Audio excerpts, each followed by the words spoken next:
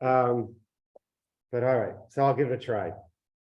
So what I'm going to try to talk to you today about is not really necessarily my research, but where the field is going, how the field got to where it's asking the questions we're asking, and what do we still need to know if we want to get to something like climate ready management, which I'll sort of define in a little bit.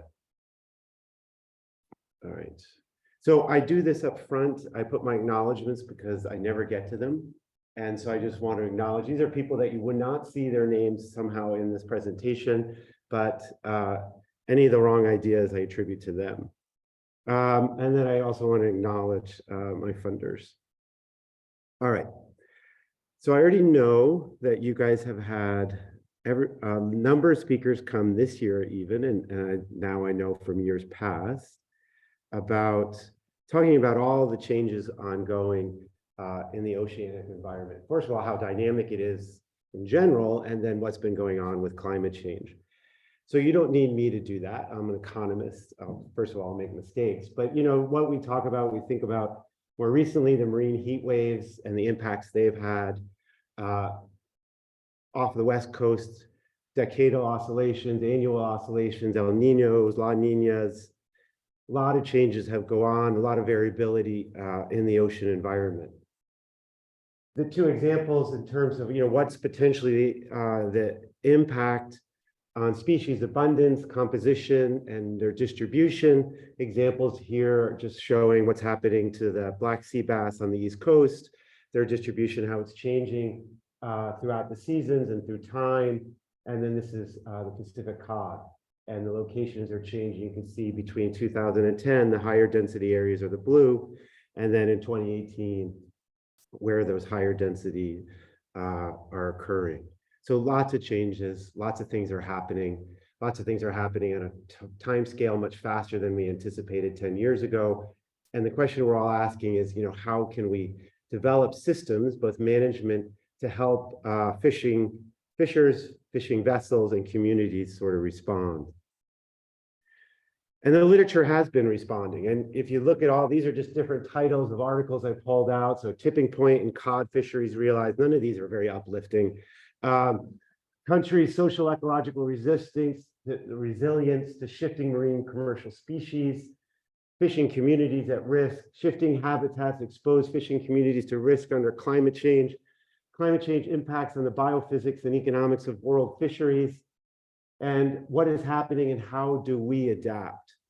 So there's been lots of calls out there saying, okay, all this stuff is happening. What are we going to be able to do from a management perspective? What's happening at the industry perspective? And in fact, actually, Malin was here in 2018 talking about that exact paper, Fish and Fisheries in Hot Water. I could tell because it was in the poster in my office. But what's important here is because there's many different levels, right? We could think of an individual fisher. We could think of a large scale, a small scale. We could think of fishing vessels. We could think about firms. We could think about communities, right? There's many levels of what that we is. And I'll show you a little bit is the literature is trying to sort of parse all that out.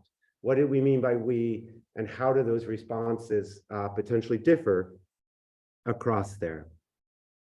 So at the same time that we have, let's say, more variability in the oceanic environment, we have a lot of calls to think about how we might set up adaptive systems. We also have a collection of literature out there, and this is sort of one of the early papers in it by Steve Kaspersky and Dan Holland. Dan's not in the room, is he? That's a shame, because I'm going to talk a lot about his stuff. Where what they showed, this is an article that came out in PNAS in 2012, is that through time, vessels are fishing fewer species over time, and that vessels fishing in more fisheries have less revenue variability. And so here are two graphs from the paper. The first one, well, first thing you should know is that the further you go up on the y-axis, the less diversified you are. That means you're fishing fewer and fewer species, or more specialized, another way to say it. And what you see through time, which is a horizontal axis, I could actually use my, oh, do you get my pointer? You do. Okay, so this is time. And the three lines, let's just focus on the bottom two. The dashed line is a vessel that was fished in 1981 and is still fishing in 2010. And what you see is that, and the line right above it is the 2010 fleet. So that's taking 2010, who's operating, and then going back in time. So when you go back to 1981, those lines are the same because those vessels were fishing in 81. They diverge through time because some vessels leave the fishery. And because that trend line, which I drew, wasn't in the paper, is going up, you're finding that the vessels that are staying in the fishery through time are less diversified or more specialized than the ones that left the fishery. And those trends are all sort of going up in terms of the fleets through time, right? And then if you look down here on the lower panel, this is by vessel size. What you see is the dark line up here. Hold on, let me get rid of this meeting control. Let's do two steps here. I'm going to use the technology as it's meant to be used. And so when you look at this dark line, I know that this happens teaching. All right. I'm just going to do that. This dark line, there you go. That's the small fleet, less than 41 feet, smaller vessels. And this distance tells you that the smaller fleet through time has been more specialized than the larger vessels. But even the larger vessels, which you see down here, they are becoming less diversified. And the argument then now is because they're becoming less diversified or you're more specialized, you're more susceptible to risk than you were before, right? If you only fish one thing and all of a sudden that goes away, well, now the damages associated with that are going to be much greater than if you were fishing multiple things. Okay, so we have a world where it's changing more rapidly than we thought. We're going to have larger swings in environmental variability, and we have vessels that are becoming more specialized over time. That's also been looked at. So they've looked at the vessel level because that's the data they have. A paper by Anderson et al. Looked at fisher level. So it went down the next level and found basically the same kinds of conclusions that fishers who participate in individual or multiple fisheries buffer income variability compared with less diverse individuals. Okay. And they also found that large adjustments in diversification strategies from 1 year to year are more risky and actually increase variability. So the idea here is if you're changing from year to year what you're fishing, and you're doing that over many stocks, you're subject to more variability potentially than if you just hold that diverse portfolio through time, right? And so those that are being over responsive essentially may be over responding to variability and shocks. But again, the same kind of story about diversification and the idea that it's changing through time and it's a strategy to buffer income variability. Another paper by some of your fellow colleagues looked at this at the community level and found a very similar kind of result that 85% of the communities show that reduced fishing revenues following, so they looked at regime shifts, I should say, in 1989. And so that was the salmon issues, the Exxon Valdez oil spill, and also the resulting change in whole salmon output market because aquaculture was coming online, and that was driving down the price of wild-caught salmon. So they looked at what the impacts of that, and they found that communities, 85% of the communities show that reduced fishing revenues follow these regime shifts, but of the communities that had the highest portfolio diversity and those that could shift the composition of what they were catching, the communities, they did much better than the communities that were more dependent on maybe one species. And this graph, this figure up here in the top right, comes from the supplementary material, and the colors, it's always nice when it works. The colors represent different species. The pie charts show the earnings potential. California, Oregon, and Washington are here because those are fishers that were registered in those states that were fishing in Alaska waters. So a vessel or a fisher was fishing from California. And one thing I want to come back to is you look at the colors in the pie charts and you can see patterns. Certain areas have access to more resources, so more fish populations off their shores than other communities, right? And we want to come back and I'll talk about this about what is the driver of a lot of these patterns that we're seeing, right? Why are communities more diverse potentially than others in terms of their landings? Is it all just due to ecology, or are there other potential reasons that we want to think about? So layering all that on, you have to think about how did we get here? And so this is my hand-drawn schematic. I'm an economist, so our art is always terrible, so anything above that is good. And really, I want you to think about the evolution of fishery management through time and how that responds to the adaptive dimension that we think about, we want our fishers to have. So, you know, and my graph here really could start sort of post-World War II, where a lot of the fisheries at the time were open access. And in many respects, that's the most adaptive kind of system, especially when your stocks are not overfished, that you have the most ability to move between because there are no rules telling you can't. So whatever is most available, you can easily switch into it. But we all know the story. Stocks got overfished. There was no long-run economic gains. Ecology was depressed, the ecosystems. So we moved into a world of regulated open access. So still allowing individuals to enter, but we started putting in gear restrictions, closed season, vessel size restrictions, right? Well, that's still adaptive, but we know that with the derby fisheries, the race to fish, there's a lot of waste associated with that.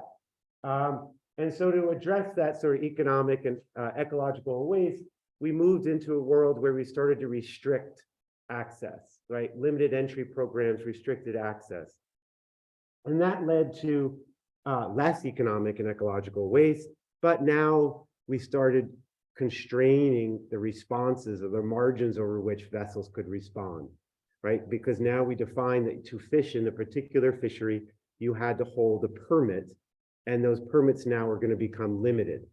Not everybody could get them as they could in a regulated open access, right? And that began to restrict a dimension over which you can adapt, okay? That's also at the time where we sort of institutionalized what a definition of a fishery is, because we defined it, a permit, it was a species, an area, could be gear, it could also be a time within a season. And so that's when we started to institutionalize this idea of a permit and a fishery, which now is what that literature like Dan and Steve and others had looked at and said, fishermen are becoming more specialized. They're holding less permits, fishing less fisheries than they were in the past, right? And part of the idea is that the institutionalization of a fishery permit is partly responsible for that, because we've now reduced the adaptive capacity, and in a way, we're making it more constrained. And especially if these permits are very costly, that's a barrier to adaptation. The last evolution, and who knows where we're going from here, is the idea of catch shares, right? That could be cooperatives, it could be ITQ programs, it could be turfs. Less economic, ecological, well, led to economic and ecological gains, at least most of the literature. Economic conditions are proving, but we're densely increasing that barrier across that diversification, right? We're making it harder because the cost of doing that is even larger than it was in the restricted access program. So given all that, question is, where does this leave us, right? On the one hand, we have climate change, that's my temperature, that's all climate change, is squeezing us and saying there's more variability. On the other hand, we have a fishery management system that many say that's creating barriers to entry, right? And could be actually incentivizing fleets to specialize.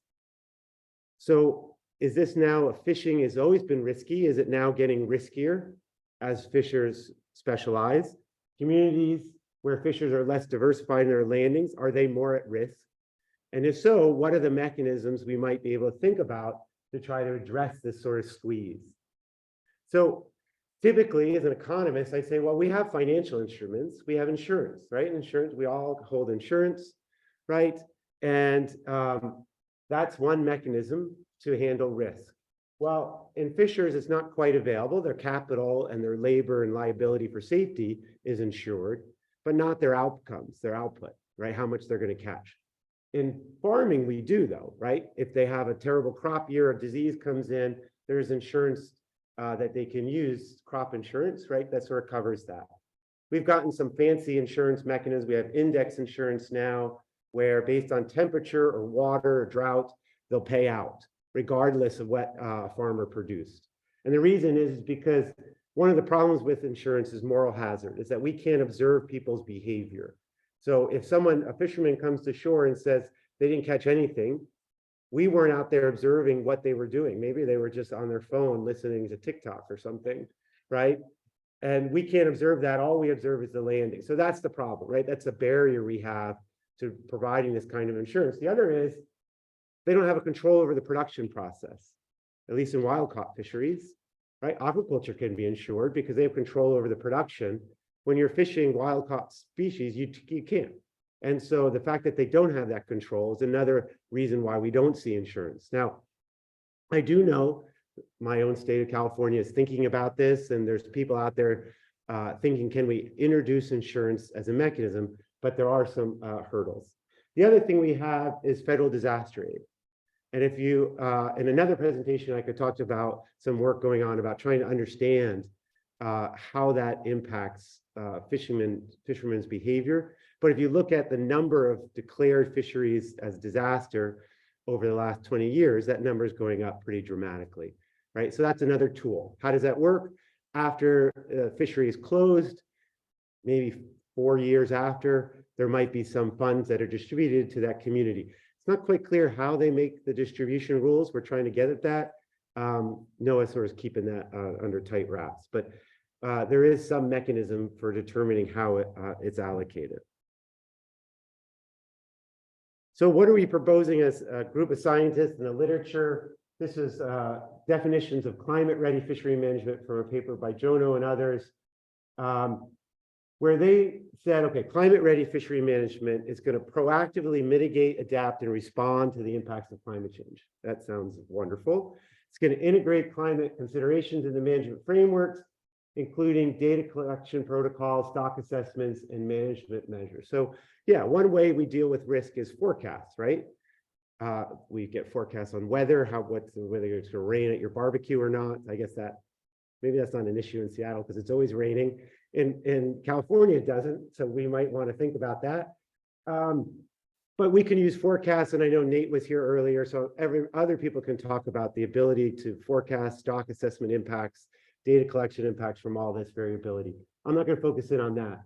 I'm going to focus in on the things that I bold in their second bullet with regards to what climate-ready fishery management is, that it's more responsive decision-making, flexible permitting systems. So again, that idea is tied back to this Kaspersky, Holland, and others' work where they're showing that things are getting more specialized over time. So maybe what we need to do is allow that flexibility across, reduce some of these barriers for that adaptation. And then dynamic spatial management, which I will try to put a little bit more detail on than what that is, because that could be lots of different things. So the question is, where does this leave us? Is diversifying by participating in multiple fisheries within and across years a fisher's best response to a shock or disturbance? I'm not going to answer that question. I'm posing it because I want you to think about it as we go through the rest of the talk. But if you follow the literature to date, it seems like that's the margin that we think the best response is, right, to a shock or disturbance. And what I hope by the end of this, you will leave thinking that it is a response. Whether it's the best response or not, we don't actually know yet. We haven't done enough of the science to sort of understand that. And that leads me to this sort of more general, or take a step back, 35,000 foot perspective, is that fishermen are managing across lots of margins, risk, right? They can diversify both across internal and external margins within and across years. So all of that is conditional on the permits they own. So Internal margin is they could change where they fish, both north and south, within the permit definition. They could change their depth. They could change the timing of when they're fishing for different species throughout the year. They can change their gear. They can move to owning multiple vessels within a permit definition, right? Within a fishery. That's what internal margin is, that within the fishery definition, you can make adjustments to your operation. The external margin is this idea of moving across, right? Moving from one permit to another potentially.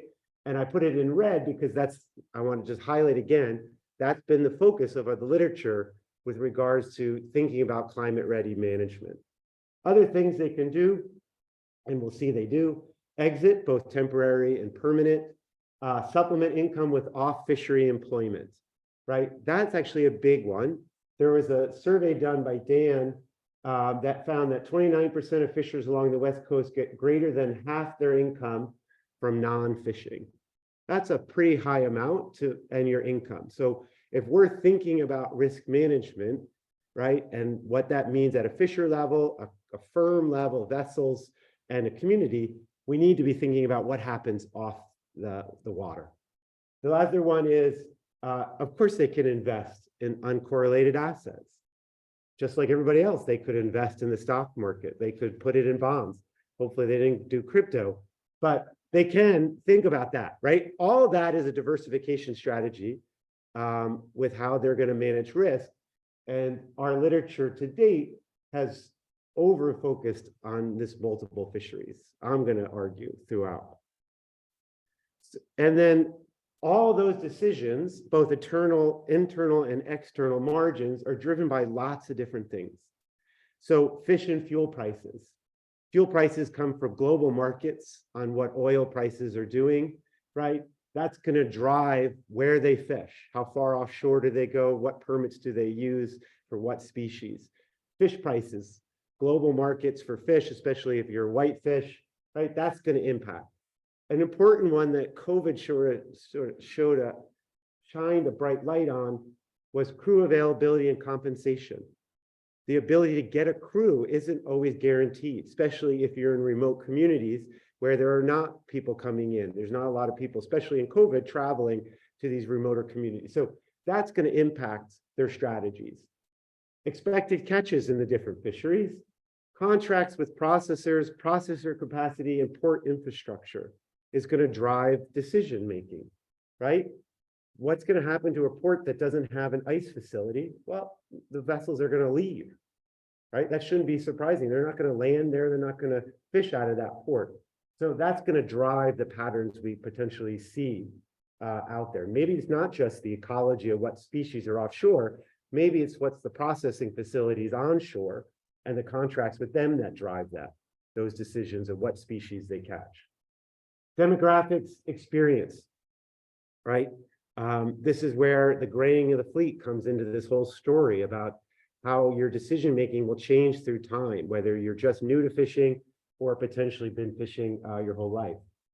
Vessel configuration, decisions that firms make, gear specificity, I'm never going to say that, right?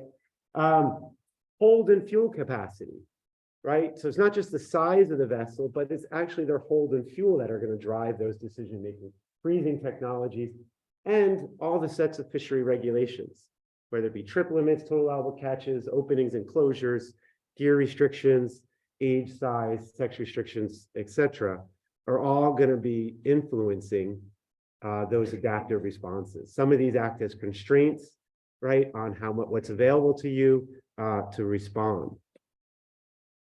So what I want to do is sort of build off of that. And there's been a recent paper.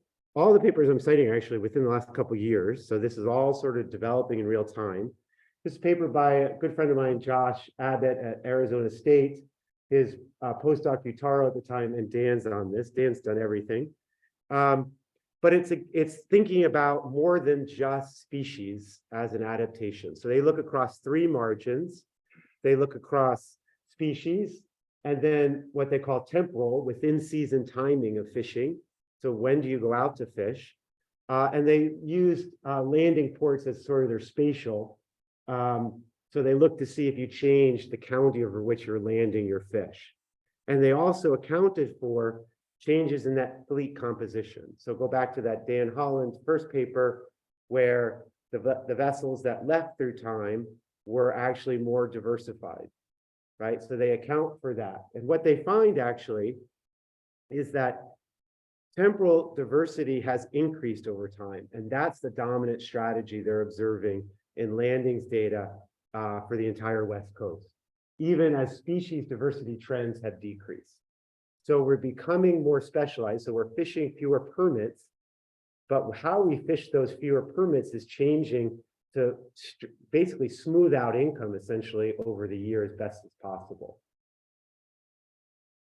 The potential to do that, you can't do that when you're in a derby. You can't do that when you're racing to fish and you have to get that fish as fast as possible. You can't smooth it.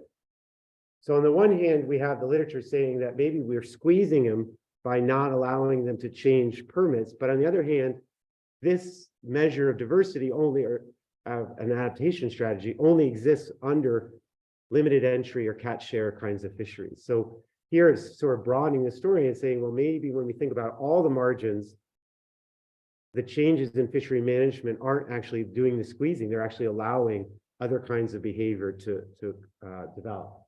They also find that more owners are owning multiple vessels.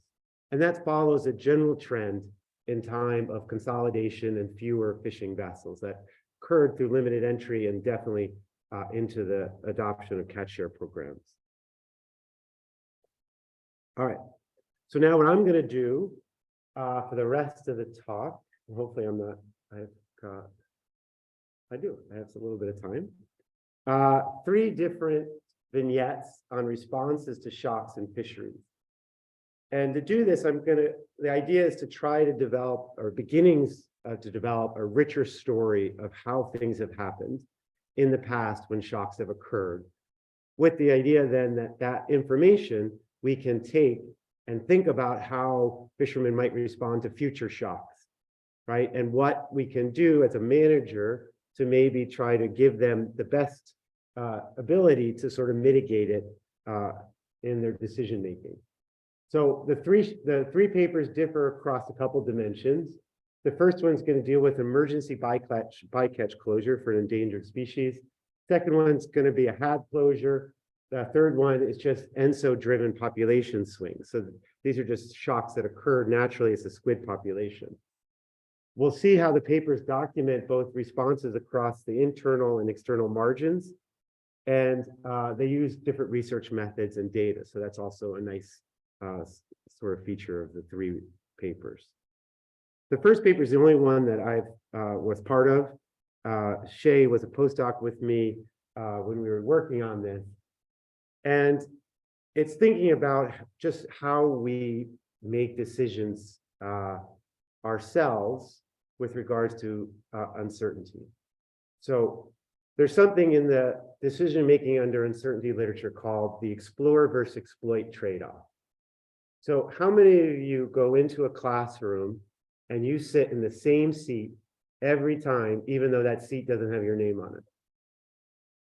Yeah. So you are an exploiter, right? You consistently do the same behavior versus how many of you explore? You change your seats and see, is it better or not? Very few. You're explorers, right? This is the idea, right? There's this fundamental trade-off. And where this comes from, this is why there's some Vegas here, is what's known as a multi-armed bandit problem, right? So you have different choices, which one you're going to pull the lever on, right? And you might be pulling one lever on one machine, right? And you know the expected return on that. And now the question is, do you take another pull on that machine, or do you go to the next one and you pull that one to see what the returns would be on that machine? And there's a trade-off, right? You're giving up some certainty on what you might get versus what you could learn from pulling the next machine. So they call this a multi-armed bandit problem. Now, that's great if what you're learning is stationary. That is, that the machine's reward structure doesn't change through time. But we all know that in fishing it changes. So it's non-stationary. So I'm learning on something that's a moving target. right? And so this is a very difficult problem to actually solve. It's been investigated on the human behavior component in experimental settings, but there are very few settings where you can actually get an empirical tractability of this sort of problem. And so what we did is we used some of the new data sources out there to try to empirically do it. And we argue in the paper that fishing turns out to be a natural setting to be thinking about these explore-exploit trade-offs. Because captains, this is at the vessel level, repeatedly decide whether to exploit previously sampled fishing grounds, right, whose quality is known with some expectation, or to explore new locations. Okay, and the payoff from fishing grounds is going to fluctuate within and across years. And the portfolio of options, so how many arms you get to pull, is also going to change because that's due to regulation, closures, environmental variability, rough seas, could limit what areas you can go to. So we argue in the paper that fisheries presents one of the few places where we have this very fine data on spatial decision-making of vessels, and we also have payoffs. So we have the spatial temporal data and what the payoffs are that they incur. So the application happens to be in the longline fishery in the US Gulf of Mexico. And this natural experiment we're going to utilize is where a large portion of the prime grounds were closed for 5 months in 2009 due to turtle bycatch, right? So they had an excessive amount of bycatch. It was a prohibited species, and that shut the fishery down. So this closure wasn't due to stocks of grouper or tilefish or snapper. This was being driven by the bycatch issue, okay? This graph over here, so that's it's a little dark, schematic of bottom long lining, and then that just gives you an idea of the pings. The darker red are places that were more visited over the time. That's an aggregate over the entire data stream, just to give you some sense of where they're fishing and the variability of that in that. So our research design in this paper was to compare before the closure and then during the closure to see how it affected two metrics that we're going to look at. One was known as patch residence time, and basically it's the Clash song, "Should I Stay or Should I Go?" Is you're making a decision, you're in a site, how long do you stay, right? That's one dimension over a strategy, explore, exploit. And the other one was what's known as entropy or choice entropy, and that is how predictable are your locations. So everybody who raised their hand, right, saying that you always go to the same seat, you're very predictable, right? And everybody who said they vary where they seat, you're not as predictable. And if you're not as predictable, you have a higher entropy score than if you're predictable. So entropy is giving a measure of how well we can predict your choices of where you're going to fish. And so a more exploratory strategy is high entropy and or low patch residence time. So, we're trying to distinguish here between like a slow and fast explorer. You could stay in places a long time, but still visit a lot. You could spend very short amount of time in lots of different places, or spend short amount of time on any trip in few places.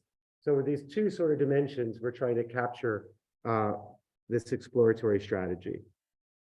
And our hypothesis is pre-disturbance, we shouldn't expect to see any difference in performance of these strategies.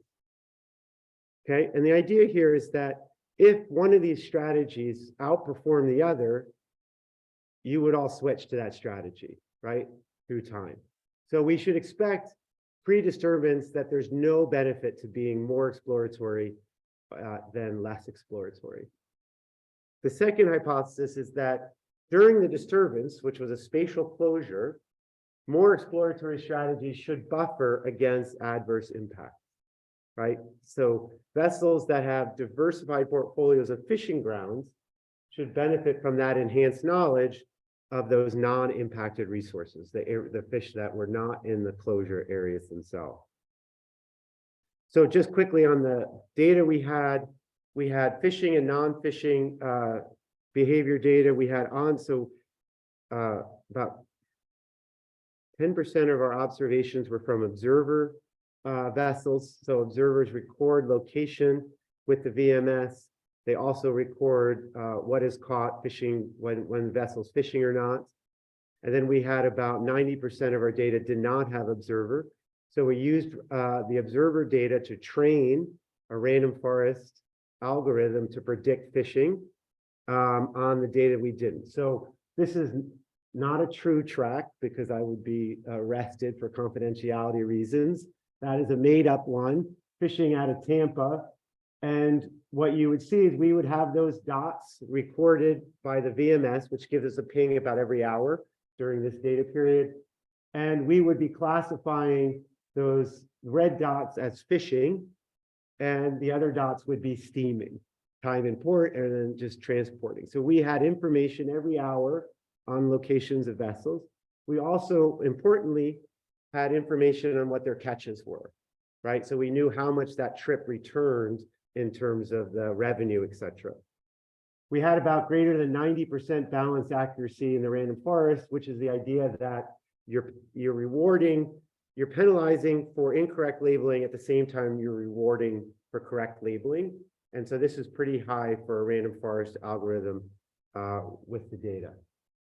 The other thing we had to do is that, we get a data set that starts at some point in time, but the world existed prior, right? And so what we do to develop our measures of entropy is we have a burn-in period of 2 years where everybody starts out at the same level of entropy. We use this burn-in period. So each one of these lines is one of the vessels, right? And you can see that the period of time we're using in the pre-disturbance, things have pretty much settled down. Almost all vessels have a strategy. Just took us a while to find it because we had to burn it in over the 2 years. But once they hit that strategy, they pretty much stay at it. We looked at different variations of grid size because whenever you do anything where you're taking spatial data and allocating it to grids, you want to make sure that grid size isn't dominating your story and it didn't change anything. So the results was first hypothesis, pre-disturbance, we should not see any benefit to extreme strategies, and we don't. There's no statistical relationship between performance, so that's revenue on trips, and their strategies. And so that's what we would think, right? That if there was some advantage that was persistent, everybody would move to it, and then we would find that there was no advantageous strategy.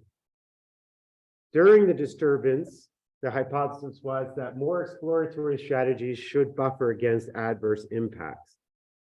So May 18th was the closure, and what we find is that during the closure, vessels that were more exploratory performed better immediately following the disturbance. And so that's what this is showing you, is that immediately following, they performed better. They still had losses, but those losses were less than the losses of the vessels that were more exploitative, that were sort of staying in the same location.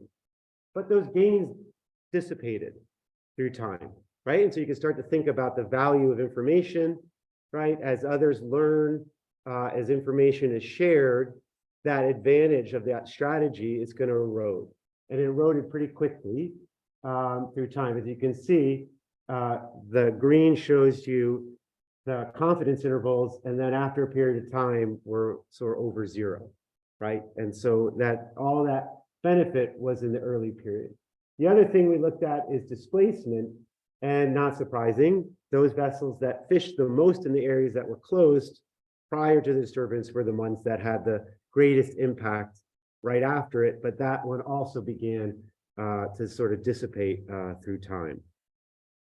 So in terms of the overall story I'm telling today, this is an example of the internal margins available that fishers are making choices, right? And that different strategies about how they use space are means by which they could potentially buffer shocks that occur. Okay, so this is thinking about that internal margin. Next paper is by, Sunny's not here, is she? No, so Professor Jardine, I should say, I shouldn't say Sunny. but this is from UW. It came out recently in PNAS. This is 2021, looking at HAB closures associated with the Warren Blob, and the closures were on the commercial and Dungeness crab fisheries. So Oregon, Washington had an impact, but not as bad as it was in California. 72% of the season in California was closed because of the HAB impact.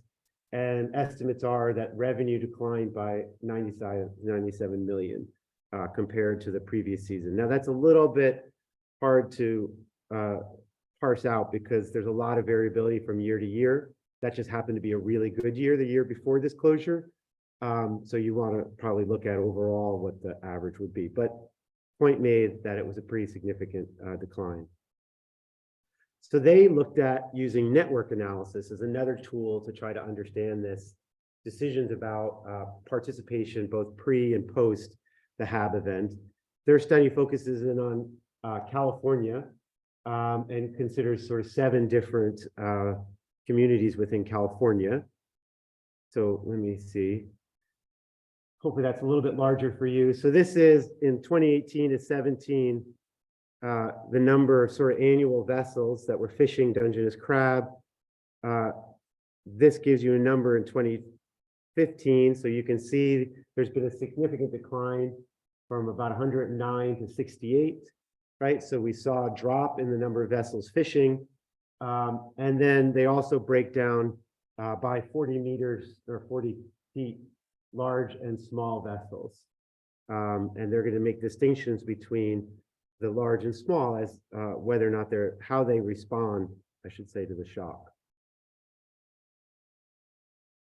So there's a lot on this slide, so let me sort of walk you through it slowly. So different network analysis are being applied more and more to fisheries to try to think about this diversification or how fishermen holding multiple permits and what the implications of that are with regards to changes. I have a paper with Kalen Kretz and Matt Reimer, where we looked at the implications of catch share fisheries in Alaska and how that changed the networks ex post. So in these network analysis, nodes are fisheries. The orange ones are all the Dungeness crab fisheries. So you can see those, they're colored by a measure of what's centrality, and that is how important that fishery is to the overall network. So if you had perfect centrality, everyone would fish Dungeness crab. And so if something happened to Dungeness crab, everybody else is going to be impacted, because they're all connected to Dungeness, right? And so the variation in color you see is with regards to that measure of centrality. The other thing in network graphs, if you haven't looked at them, are these edges. The edges show in these graphs shared participation between those fisheries. So the wider the edge, the more you have fishermen fishing in both of those fisheries. You have participation going across. And then modularity, I'm not going to talk about, but that's the idea that these networks within them sub-networks, right? And the idea of why these networks might be a unifying way to think about this is that you can think about how a shock occurs in any node and how that might then ripple through other fisheries, other fishermen, and fishing communities.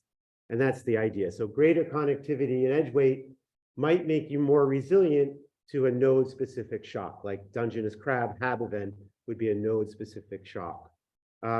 Greater centrality means that you're more vulnerable if the central node is impacted and less vulnerable to shocks in other nodes. So the darker the colors, the idea here is that Crescent City might be very susceptible to the HAB closure because there's a high degree of centrality of Dungeness crab out of Crescent City in Northern California. The other thing that they did is they looked at early season versus late. And that's important because the early season is when the HAB closures occurred, right? The fishery did open up, but it opened up typically in what's considered the later part of the season. The larger vessels hit the early part of the season, they fish and they leave. Some go back up to Alaska, come back up here and fish. And usually in the later season, it's the smaller vessels that are operating. And what you can see also in this is that the networks are more complex in terms of number of nodes and edges in the later season when those smaller vessels are operating than they are necessarily in the early season where you have mostly those larger vessels occurring. So this was all pre-shock. Then they looked at what happened to early season and late season participation with the HAB closures. And so this is large vessels, and this is small, and this is a directed network. So before, those edges were participation in both directions. Now there's a direction here. So the way to read this is that in Crescent City, the large vessels that were fishing Dungeness crab in the beginning part of the season, a majority of them, based on this, the width of this edge, went to no fishing. So they didn't fish temporarily, right? They just left their fish at the dock. When you see a circle, it means that in both years they were fishing pink shrimp, right? That's what a circle means in these networks. Other things they did, they went to another port, and then some fished rockfish and lingcod while they were waiting for the fishery essentially to open up. And they look at this across the different ports within California. You can see that in Fort Bragg, which is a smaller port in general, basically a share went and didn't do anything. They just left their boats at dock, but there's a bunch that were fishing sablefish and always fish sablefish in the early part of the season. And then they looked at sort of small vessels, rockfish lingcod, or no fishing in Crescent City. And you can get the idea that they're looking at, how did these vessels respond? And the key thing here is that some of them responded by fishing other species. Some of them just temporarily left their fish at the dock, their boat at the dock, sorry. Late season, turns out, was not impacted. They didn't see any changes that they could decipher. And I'm not going to walk you through all this, but basically the vessels were doing what they were doing before, essentially, that the HAB closure in the early part of the season did not ripple through into the later parts and change their behavior, both within fisheries and across fisheries. So conclusions from the Fisher paper were that a significant portion of both large and small Dungeness crab vessels stopped all activity during the 2016 closures. They kept their vessels tied up at the dock rather than fishing. And the two implications is that California fishers requested more reliable and clear communication on closures. And so this is really interesting about information provision.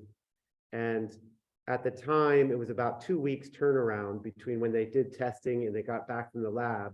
And so vessels had to wait 2 weeks to understand if the fishery was going to open or not in 2 weeks' time, right? And so I've done some interviews with some of the fishermen, and what they said is that, prior to the season, we're loading our boats up with the empty crab pots, and they're really quite expensive. They're heavy, and it takes a lot of work to get your boat set up to go out onto the crab grounds once it's open, because it's a race, right? They want to make sure that once that season opens, they're out there fishing.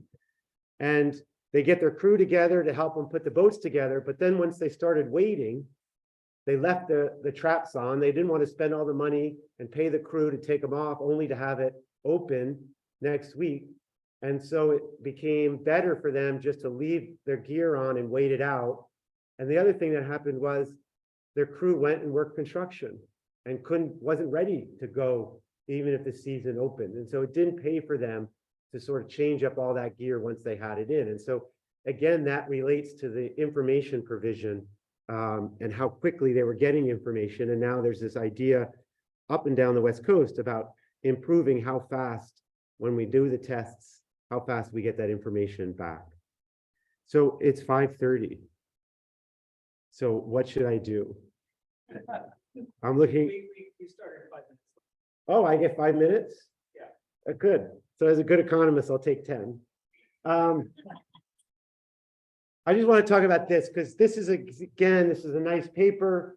It's looking at past variation in squid due to El Nino, La Nina events, and how the squid fishermen have responded to that variability. Variability that I wouldn't necessarily say is climate change because it's been around for a much longer time. Obviously, it's due to environmental and oceanographic conditions. And so they were looking at, how has this occurred through time, through different strong El Niños or strong La Niñas. The key thing on this slide that's probably important when we come back is that over time, most of this fishery is going out into the Asian markets.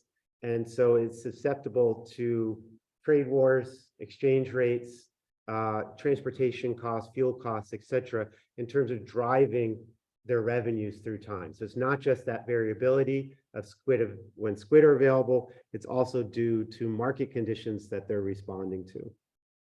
So they investigated two margins, and they used, actually, I should say, a mixed methods approach. So they did landings data, like a lot of the other literature that I talked about in studies, but they also did interview data.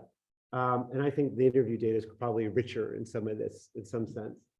So they found that in a strong, so what you have here is month, so fishing within the year. And then this is catch levels. So in a neutral environment, it's not evenly spread, but relatively evenly spread throughout the season. In a strong La Nina, fishermen are pushing back when they're fishing for squid, right? We're concentrating it in different parts of the year. And when it's a strong El Nino, again, they're shifting when they're catching. And that's that temporal diversity that Abbott et al. Were showing in that more recent paper, that seems to be what's dominating the strategies. They also asked questions. So they said, they asked questions about what they would do in response to strong events. So they 76% said that they changed their strategies in response to previous El Nino. So out of those, what are the responses that they did?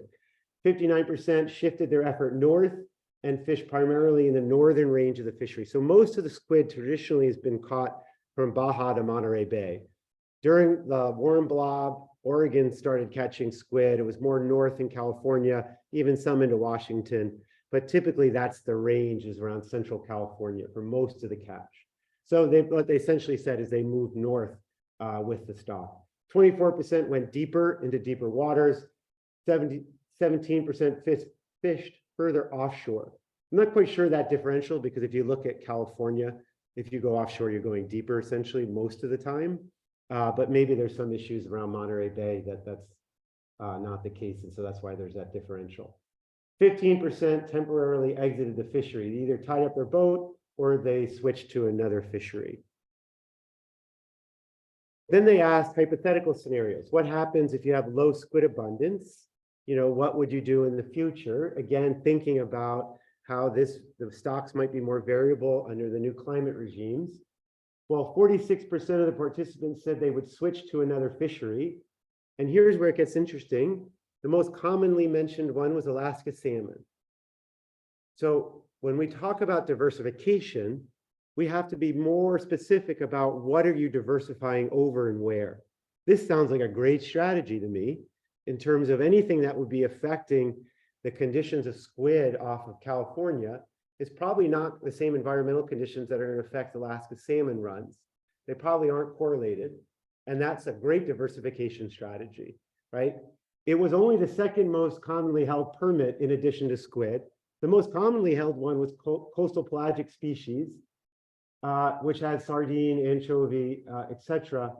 And they found that that was the least commonly mentioned. They're not quite sure why, but one of the reasons could be is that the sardine fishery in the West Coast has been closed for the last 6 years. And so maybe that isn't an option anymore. And so that's why they're saying the ones that hold the Alaska salmon is the ones that they're saying is most likely to occur. 41% said they would continue to participate in the squid fishery. 35% reported they would do so with altered strategies, distance traveled, effort, fishing a longer season. Again, many different margins over which they're making these decisions. They looked at demographics on choices. So they said fishermen who stated they would exit the fishing industry were older than those that said they would just switch to another fishery. So this gets at this graying of the fleet and how our responses might be different, or at least conditional on experience.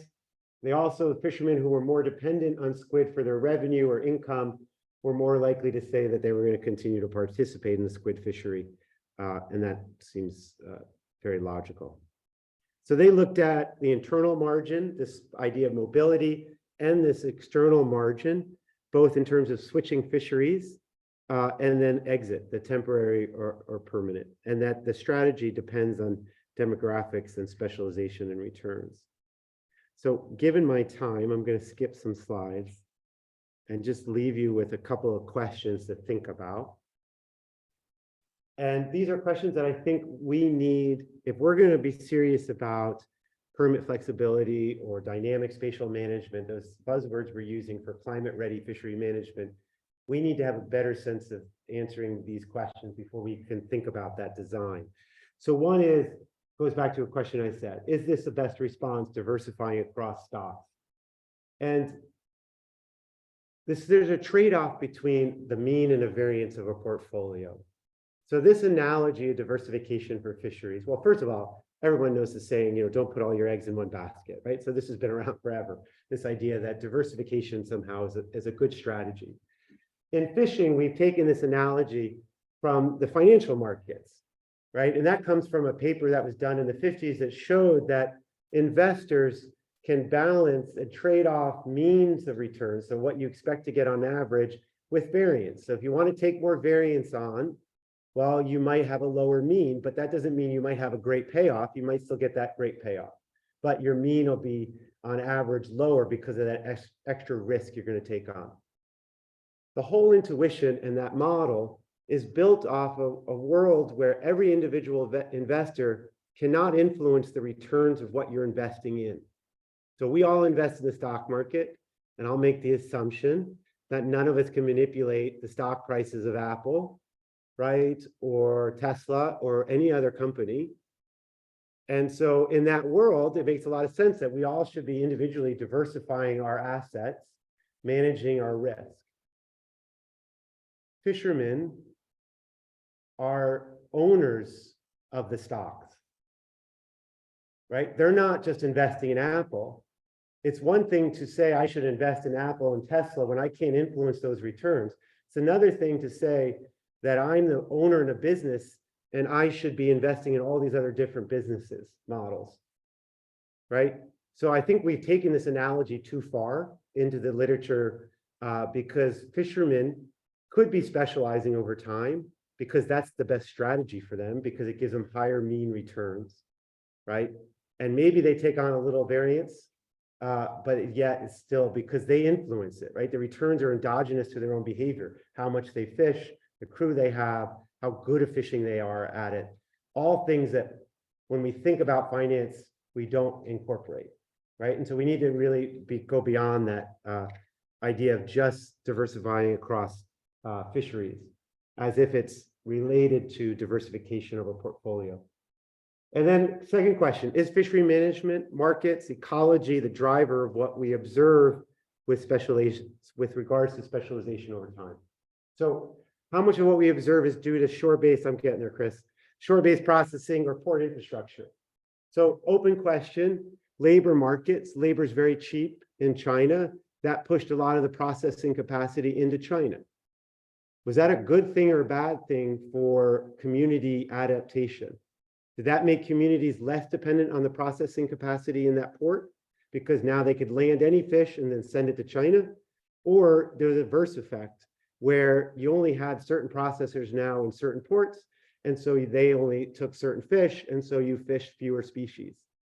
We don't know the answer to that question, but that seems pretty important if we're going to think about designing climate-ready management. How do we think about managing financial risk more generally?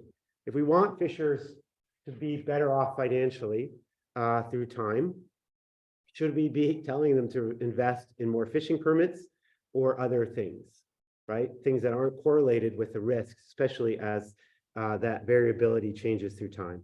And the other thing is we have federal disaster declarations. Understand how does that change the calculus of decision-making with respect to risk? Because I know potentially that I will have a bailout in the future from the government, does that change how I manage my risk today? Is it okay to specialize in Dungeness crab? Because if there's a big shock to it and I can't figure out how to adapt on the other margins, well, the government's going to come in and pay me. So therefore, I don't have to hold different permits. I don't have to invest in learning about all these different strategies.